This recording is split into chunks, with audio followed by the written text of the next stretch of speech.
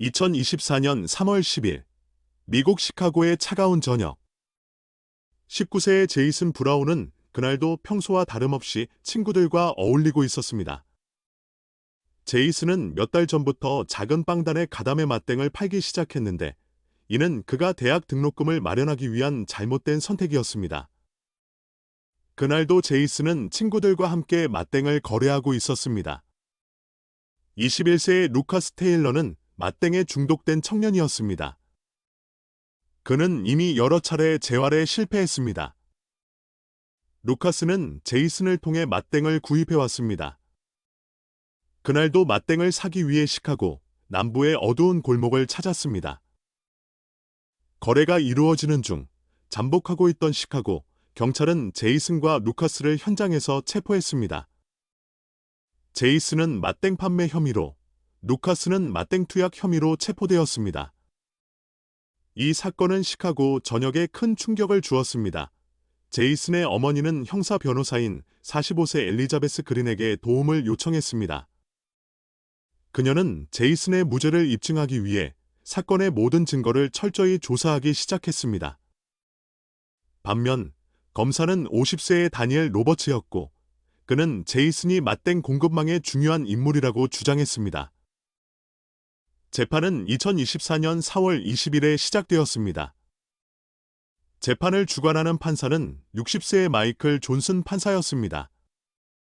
그는 엄격한 판결로 유명한 인물이었지만 이번 사건의 증거들이 너무도 불분명해서 판단이 어려웠습니다. 엘리자베스 변호사는 제이슨의 결백을 입증하기 위해 여러 가지 증거를 수집했고, 제이슨의 친구들과 가족들을 증인으로 세웠습니다. 그녀는 제이슨이 단순한 맛땡 거래자가 아니라고 주장했으며, 증인들은 제이슨이 빵단의 압력에 의해 어쩔 수 없이 범행을 저지르게 되었다고 증언했습니다. 하지만 검사는 그들의 증언들이 신뢰할 수 없다고 반박하며 제이슨이 자발적으로 빵단에 가담했으며 여러 증거를 통해 그의 죄를 입증하려 했습니다. 루카스 테일러는 자신이 맛땡을 구입한 경위를 자세히 설명했습니다. 그는 제이슨이 맛땡을 팔았다고 진술하며 제이슨이 맛땡 공급망의 일원이라고 주장했습니다. 검사 다니엘 로버츠는 루카스의 증언을 뒷받침하기 위해 여러 증거를 제출했지만 직접 증거로 보이는 건 없었습니다. 재판이 진행되면서 상황은 점점 더 불리하게 흘러갔습니다.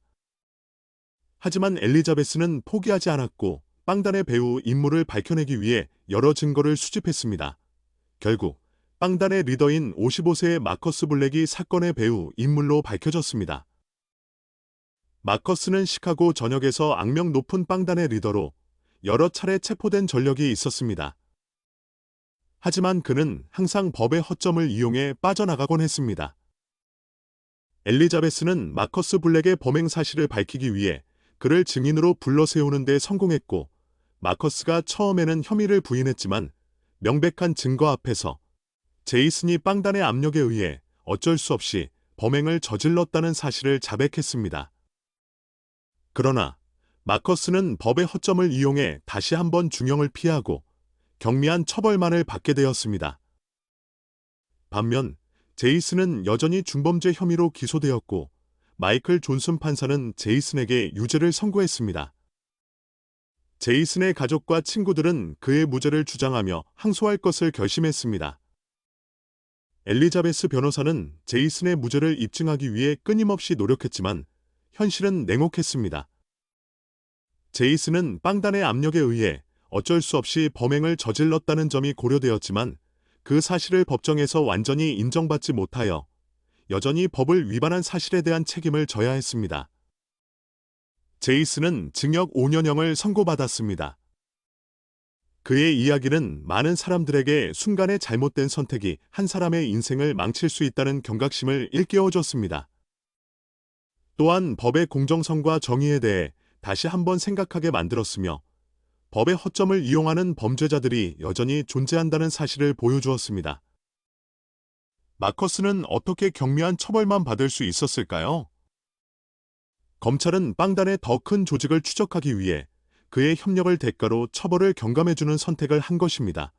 구독, 좋아요, 알림 설정은 행복합니다.